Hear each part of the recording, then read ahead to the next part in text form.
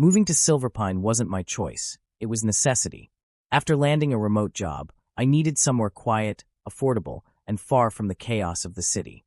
The small town seemed perfect, tree-lined streets, quaint shops, and neighbors who actually waved hello. What the rental listing didn't mention was the fox girl living next door. Her name was Akari, and I met her on my second day while hauling boxes from my truck. She appeared seemingly from nowhere, perched on my porch railing with inhuman grace, her copper-red tail swishing behind her like a question mark. New neighbor. Her amber eyes sparkled with mischief. How exciting. I nearly dropped the box. You're Yura. Fox spirit, yes. She hopped down, circling me slowly. And you're human. How ordinary. Her fingers trailed along the box edge. Need help? I'm fine, thanks. Suit yourself. She plucked an apple from my grocery bag and took a bite. Welcome to Silverpine, ordinary boy. Try not to bore me. That was day one. By week's end, I'd learned several things about Akari. She had no concept of personal boundaries, she found my reactions hilarious, and she was relentless. She'd borrow my mail and leave it in increasingly ridiculous places. Once, I found my electric bill tucked inside my refrigerator. She'd tap on my window at midnight just to wave. She'd phase through my locked door to steal snacks, leaving origami foxes as payment. Why me? I demanded one afternoon, catching her red-handed with my leftover pizza. She grinned, cheese stretching between her teeth. Because you blush so prettily when you're flustered. She booped my nose with a greasy finger. It's adorable. I'm not adorable. I'm 26. Adorably grumpy. She licked her fingers clean, maintaining eye contact in a way that made my pulse quicken. Relax, Ethan. I'm just having fun. But it wasn't just fun, at least not for me. Despite my protests, I found myself watching for her appearances, anticipating her next prank. When she wasn't around, the apartment felt emptier.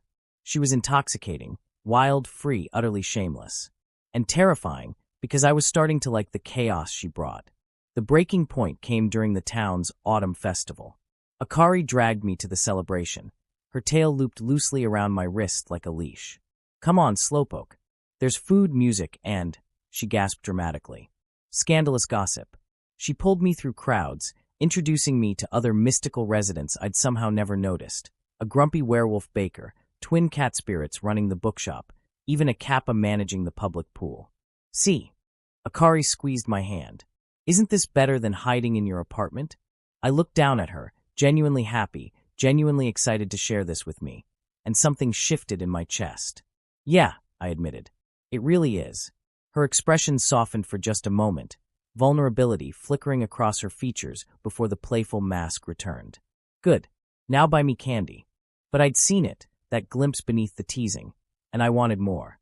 The festival became our turning point, though Akari pretended nothing had changed. If anything, her teasing intensified. She'd brush against me accidentally, her tail grazing my leg during our now frequent coffee runs. She'd lean close to whisper observations about passers-by, her breath warm against my ear. She'd steal my hoodies and wear them around town, claiming they smelled interesting. You're impossible, I told her one evening.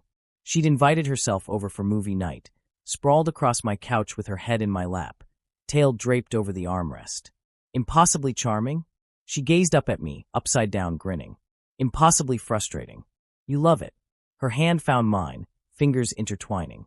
Admit it. I did love it. That was the problem. I was falling for a fox spirit who treated our entire relationship like an elaborate game. Every sincere moment was deflected with a joke. Every time I tried to discuss what we were doing, she'd change the subject with another prank. It came to a head the following Tuesday. I'd spent all morning on a crucial work presentation. Akari knew this. I'd specifically asked her not to disturb me. So naturally, she'd phased through my locked office door at the worst possible moment, dangling my presentation notes like a trophy. Looking for these? My client was still on the video call. Akari. I stood so quickly my chair toppled. Give those back. Now. Make me. She danced backward, giggling. Something snapped. I apologized to my client, muted my mic, and stalked toward her. She backed toward the door, eyes widening, not with fear, but with surprise. Ethan? I was just what? Disrupting my work. Treating everything like a joke. I cornered her against the wall, months of frustration bubbling over. Do you ever take anything seriously? Her tail lashed nervously. It's just fun. Is it? Is this fun for you? I gestured between us. Because it's driving me crazy, Akari. You flirt, you tease, you act like you care. Then you pull away the second things get real. Her amber eyes searched my face. Ethan, I like you, I said firmly. Not as entertainment. Not as a game. I like you, and I need to know if you feel the same or if I'm just your favorite toy. Silence stretched between us.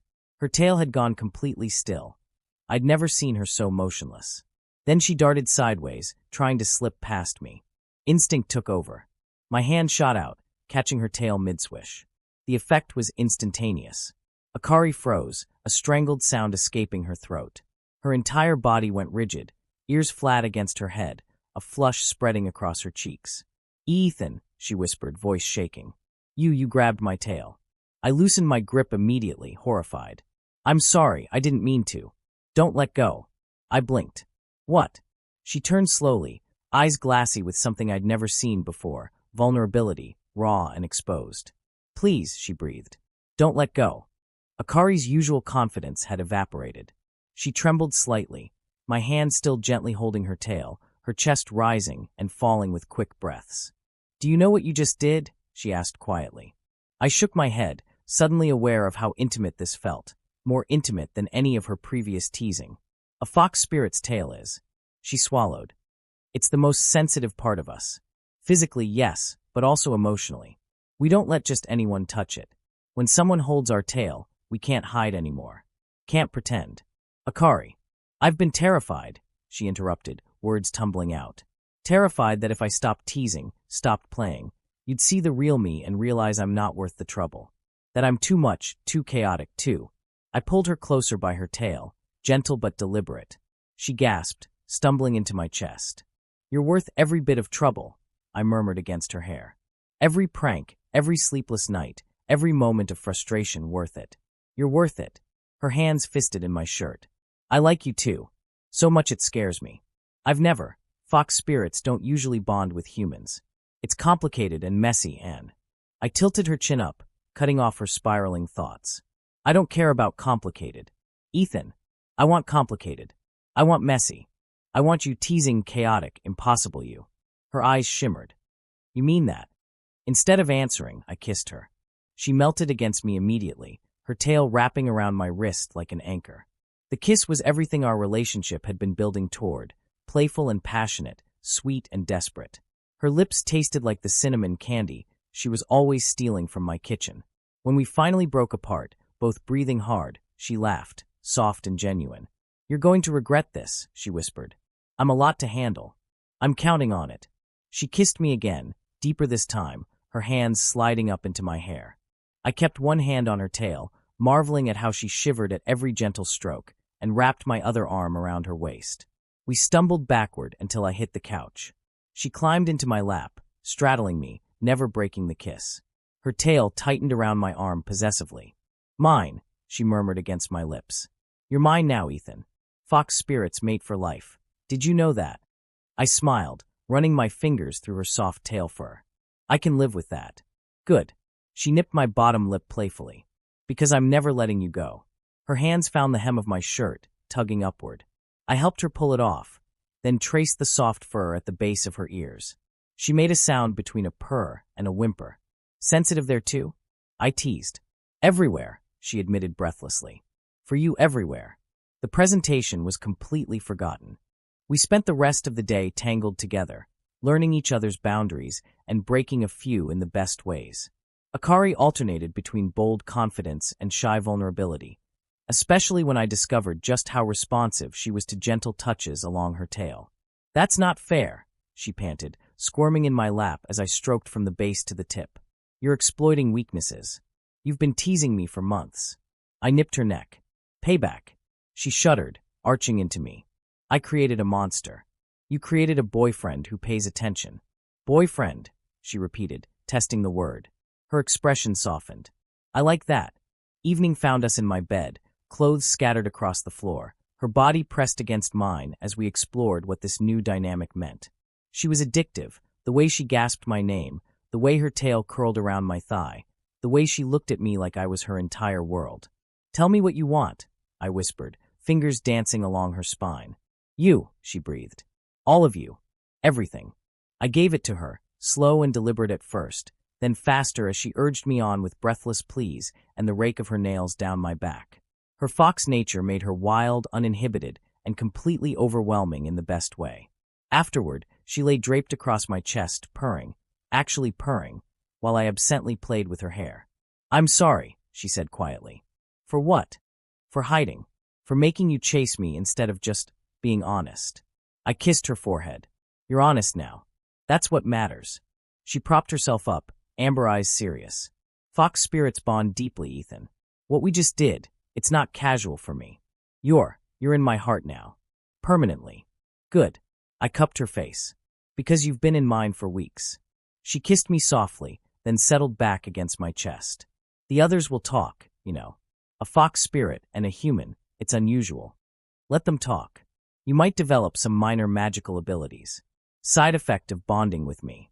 I raised an eyebrow. Like what? Enhanced senses, maybe slight shape-shifting, longer lifespan.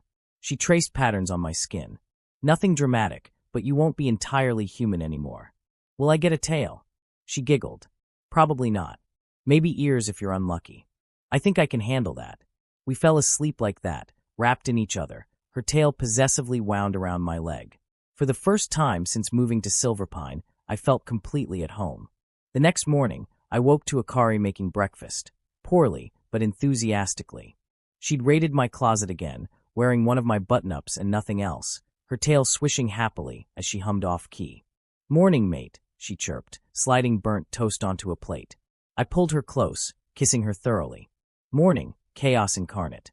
You're chaos incarnate, she corrected. Forever. Forever. Life with Akari was never boring. She moved in officially after a week. Why maintain 2 apartments when I'm always here anyway? Bringing her meager possessions and a mountain of mischief. The other mystical residents welcomed me into their community with knowing smiles and advice I didn't fully understand until later. Be patient with her, the werewolf baker told me. Fox spirits love hard, but their flight risks when scared. Keep her tail brushed, the cat spirit twins advised. They get very irritable when their fur tangles. Akari overheard that last bit and spent the entire evening demanding I brush her tail while she sprawled contentedly in my lap, purring louder than seemed physically possible. Our relationship evolved into something beautifully balanced. She still teased, that would never change, but now I teased back, learning exactly where to touch to make her blush, which words made her tail puff up with indignation, how to turn her playful pranks into opportunities for stolen kisses. Work presentations now included occasional Foxgirl cameos when she got bored, though she'd learned to actually help instead of hinder. She'd curl up nearby during video calls, silent except for the occasional encouraging tail swish. 3 months in, I discovered the shape-shifting side effect she'd mentioned. I woke one morning with definitely not human senses. I could hear the neighbors 3 houses down, smell the bakery across town, and when I concentrated, my nails sharpened into something claw-like. Welcome to the family, Akari said, utterly delighted. She spent the day teaching me control, which mostly involved her distracting me with kisses whenever I started to panic. 6 months in, during another festival, she took my hand and led me to a quiet shrine at the edge of town. This is where fox spirits make eternal bonds official, she explained, suddenly nervous. If you want to. No pressure. We don't need ceremony to be real, but... I kissed her quiet. Show me what to do. The ritual was simple. An exchange of promises under the autumn moon, her tail intertwined with my arm, ancient words spoken in a language I somehow understood. When we finished, matching marks appeared on our wrists, delicate fox prints that glowed faintly in darkness. Now you're really stuck with me, she whispered. Best decision I ever made. We made love under the stars that night, slow and reverent, sealing our bond in the most primal way. She cried, happy tears, she insisted, and I held her until the sun rose. Life wasn't perfect. She still drove me crazy with her pranks. I still got frustrated with her chaos. We argued about whose turn it was to do dishes, whether stealing my hoodies counted as borrowing, and if Faye's walking into the bathroom while I showered was actually an invasion of privacy. We're bonded. Privacy is obsolete. But every night, she curled up in my arms, tail wrapped protectively around us both, and whispered, I love you, my bold human.